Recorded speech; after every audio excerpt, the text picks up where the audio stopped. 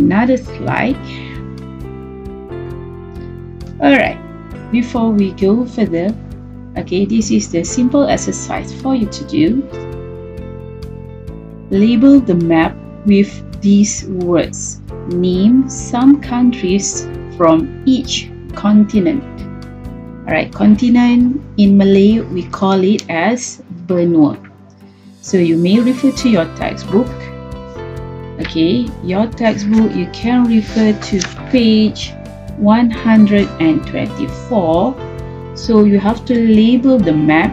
There are 7 continents there. Can anyone guess the name of each continent there? Well, I would love to share the answer with you. Alright, the blue one is what we call as North America. The green color is part of Europe. The third one is of course Asia, including our country Malaysia, followed by Africa. Number 5 is South America, and number 6 is Antarctica, and the last one is what we call as Australia.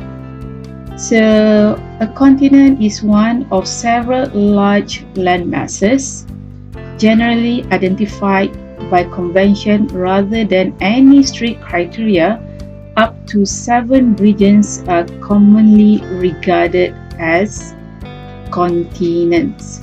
Okay, so the largest continent is Asia, followed by Africa, North America, South America, Antarctica, Europe, and Australia. Alright, if you see the Asia part, okay, Asia is the Earth's largest and most populous continent, located primarily in the eastern and northern hemispheres.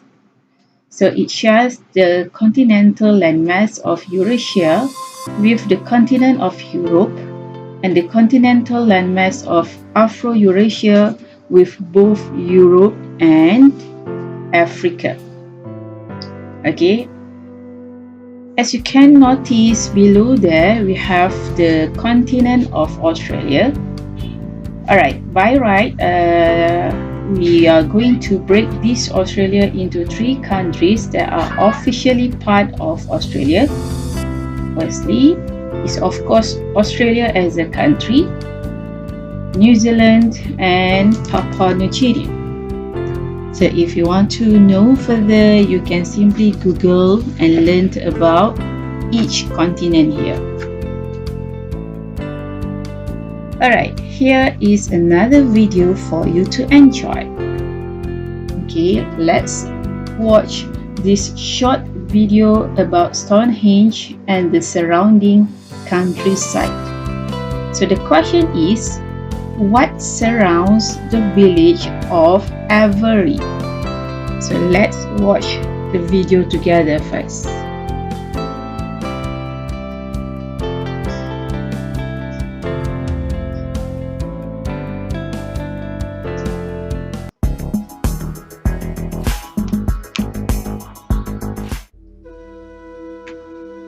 It takes less than 2 hours drive from London to travel 3,000 years back in time.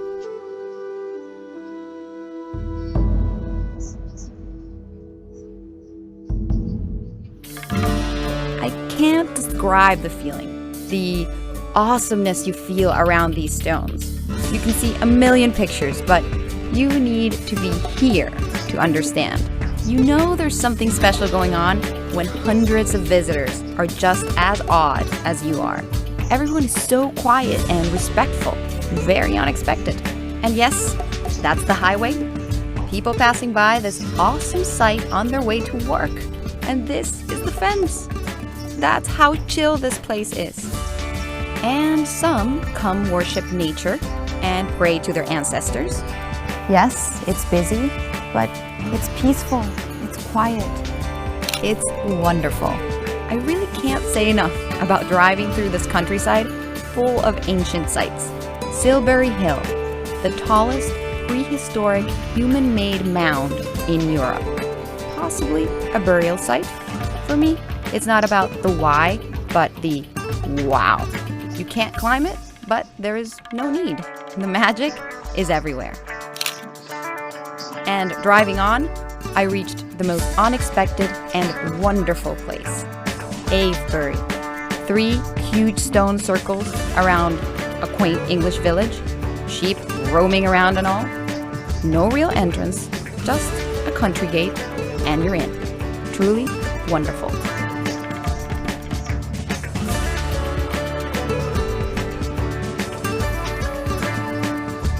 As for the stones, they soak up the sun, but are cool to the touch. I get it. I get all the mysticism behind this. Okay. The energy is alive amazing here. place on You earth. can feel it. Alright, the title of the video is Travel London, Day Trip to Stonehenge. Presenter Sonia Gill goes on a tour of famous prehistoric sites in the English countryside. She visits Stonehenge, the most well-known prehistoric stone circle in the world. Then she goes to Silbury Hill, the largest prehistoric mound in Europe. It was built around 2400 BC and it is about 39.5 meters high. As with Stonehenge, its purpose is unknown. Finally, she visits the village of Avebury. Alright, although it is not so well known as Stonehenge, the site at Avebury is Europe's largest stone circle. As you can notice from the video just now, there are about 3 huge stones circle the site of Avebury. Alright, so all these places are very amazing. Maybe perhaps one day you can go and visit those places. Okay, this is another picture found from your textbook as well, page 121.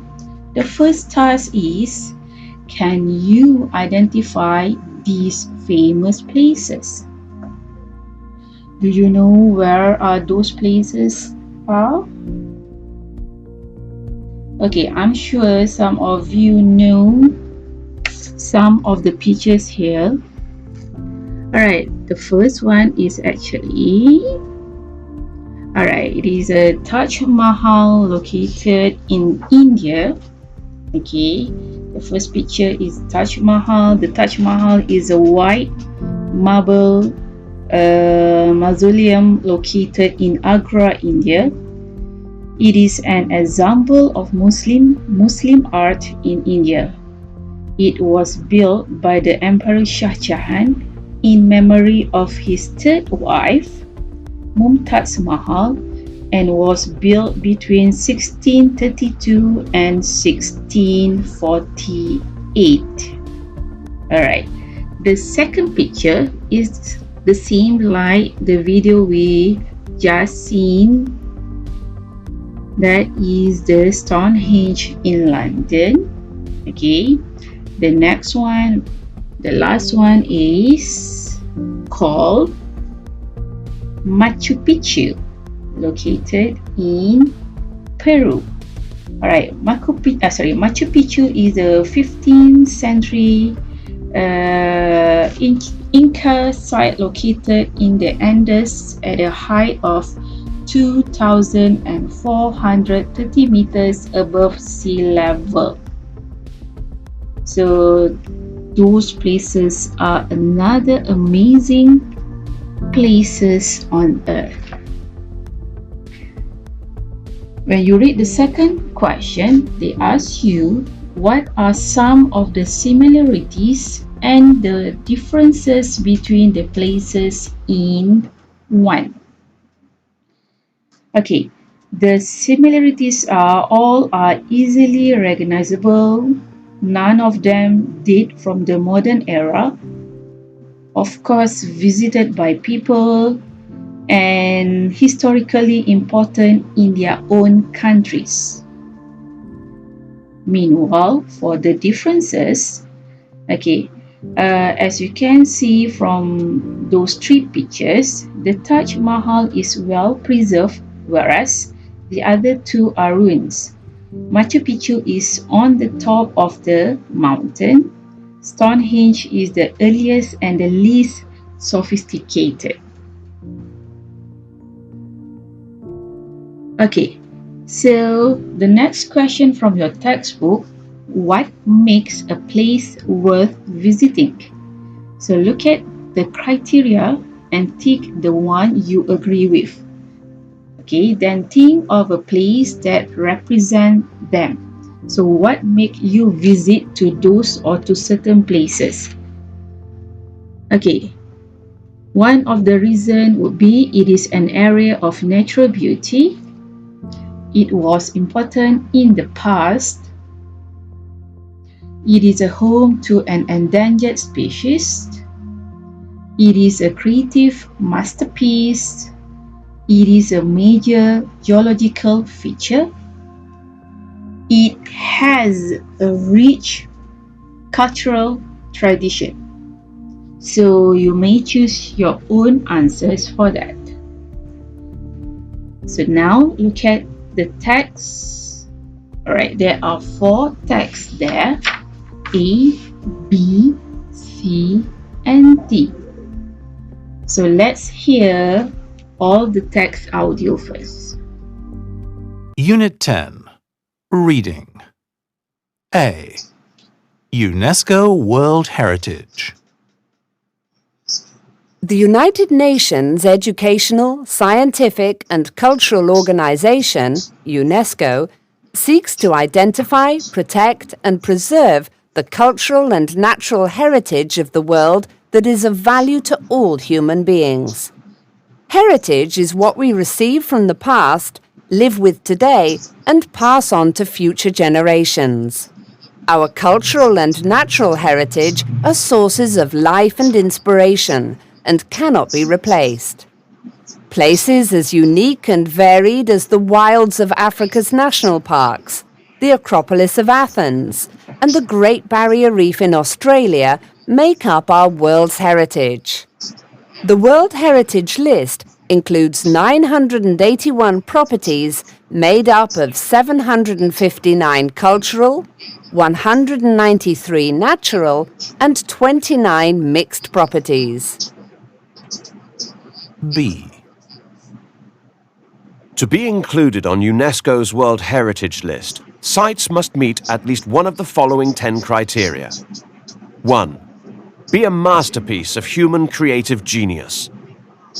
2. Show an important exchange of human values. 3. Be proof of a cultural tradition or of a living or past civilization. 4. Be an outstanding example of a place from a significant stage in human history. 5. Be an outstanding example of a traditional human settlement that represents a culture. 6. Be associated with events, ideas, beliefs, artistic and literary works of outstanding universal significance. The committee considers that this criterion should preferably be used together with other criteria. 7. Contain outstanding natural phenomena or areas of exceptional natural beauty. 8. Be outstanding examples of major stages in Earth's history. 9. Be outstanding examples of significant ecological and biological processes. 10. Contain significant natural habitats for biological diversity, including threatened species. C. Site: Mausoleum of the First Qin Emperor. Year discovered: 1974. Year designated: 1987. Location: China. Category: Cultural. Criteria: 1, 3, 4, 6. Reason for designation. The army of famous terracotta warriors has stood to attention through the centuries, guarding the tomb of the emperor who united China. Thousands of statues still remain to be discovered at this archaeological site. Qin, 259 BC to 210 BC.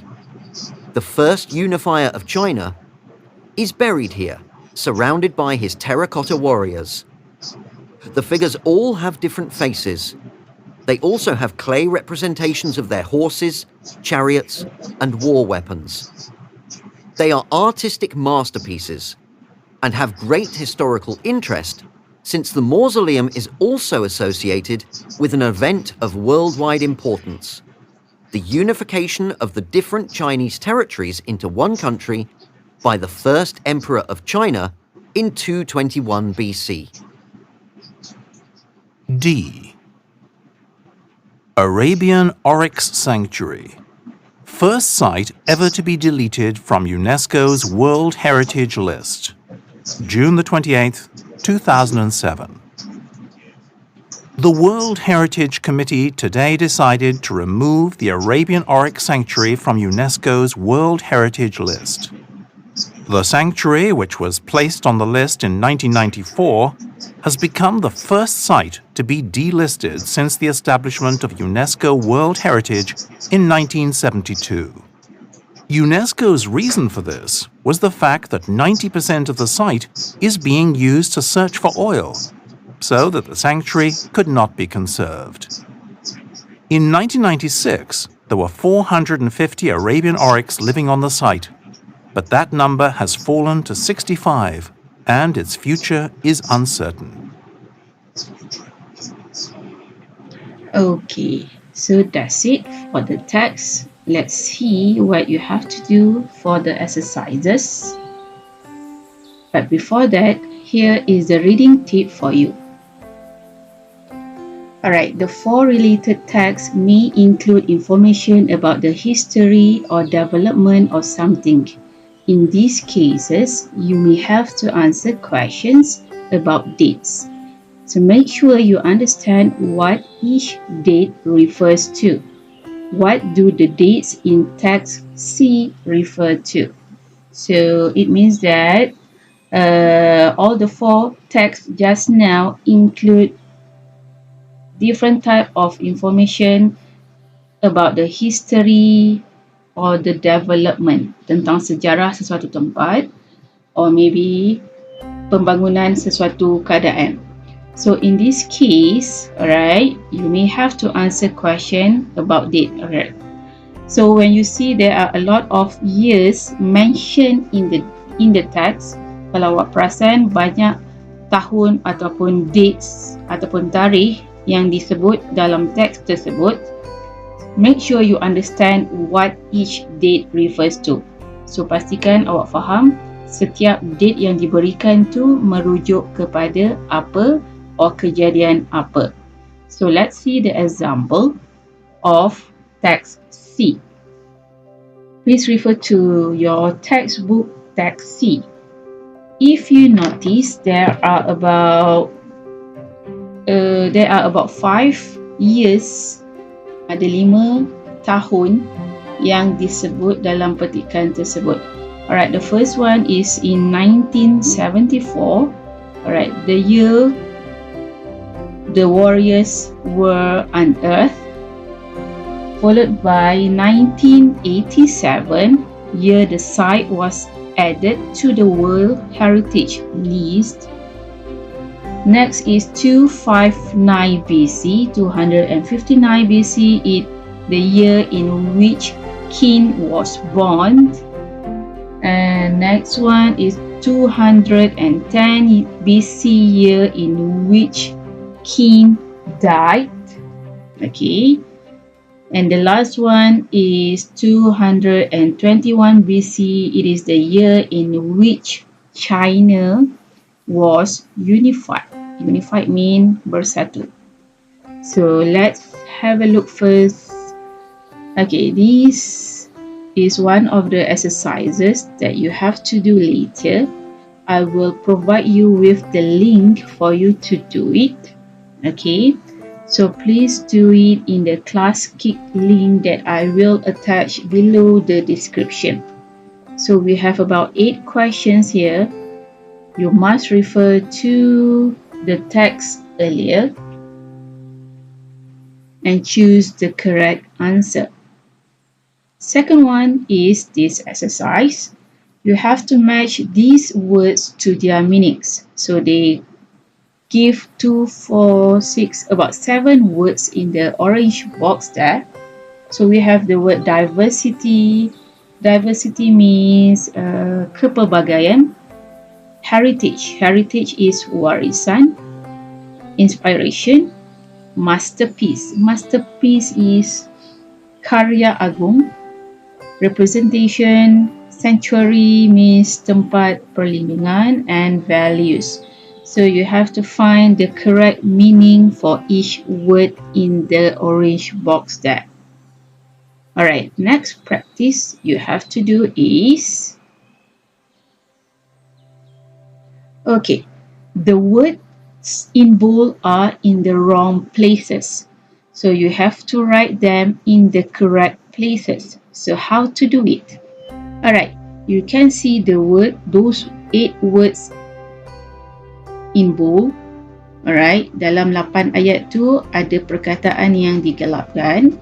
So those words are not in the correct place. Perkataan-perkataan tu tidak berada di ayat yang sepatutnya. For example, number 1. The mother tongue of Canada is Ottawa, but most people think it's Toronto.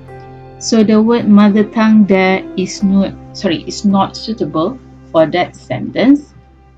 So which one is the suitable phrases or words that you can replace to the word mother tongue? Alright, the correct answer is capital city. So the capital city of Canada is Ottawa, but most people think it's Toronto. Okay. Alright, next one is